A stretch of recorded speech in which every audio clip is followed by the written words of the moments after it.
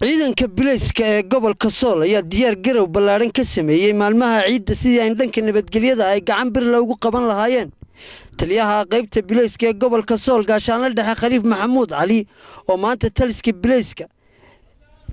qaybta bilayska ee gobolka Sool kulan ballaaran kula qaatay ciidan weynaha booliska iyo waliba saraakiisha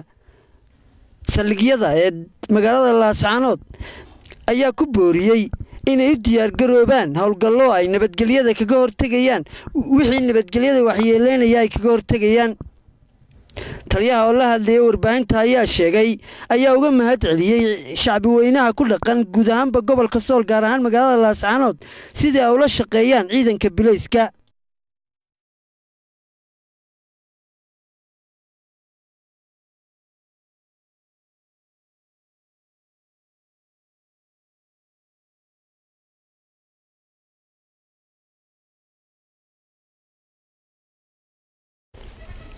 maanta oo ah 9 bisha Carafa waa maalin barakaysan waa maalinka Carafa waxa halkan ciidanka qaybta booliska gobolka Sool aanu qaybta dhexdeeda halkan aanu waxa weeye aanu ugu diyaar garoobeynaa hawlgalkii ciidka Carafa insha Allah hadii Allah idmo bariya waxaanu u sheegaynaa dadweynaha gobolka Sool bariya ay ciidii tahay in ciidanka bilaysku diyaar u yahay heegan u yahay u soo jeedo 48 saac ee soo socda hadii alla idma hawlgallo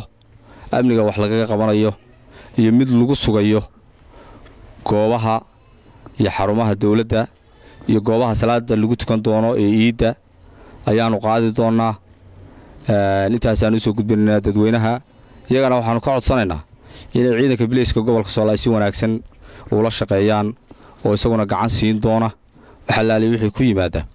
gacan ka siin doona si wanaagsan ula shaqeyn doona oo asluub iyo karaamo leh waxaan halkan salaan iyo bogaadin uga dirayaa taliyaha ciidanka bilayska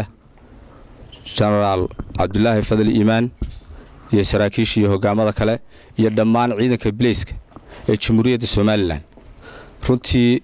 waxaanu anagoo amaawirta taliyaha ciidanka fulinayna iyo waajibaadka uu nasiyay aanu heegan u nahay waxa allaale wixii soo galay gobolka Sool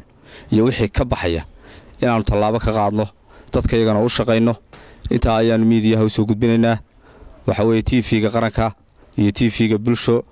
oo iyaguna runtii u taagan inay ciidanka bilayska ay u adeegaan oo la shaqeeyaan iyagana aad baan u salaamayaa assalaamu calaykum waraxmatullaahi wabarakaatuh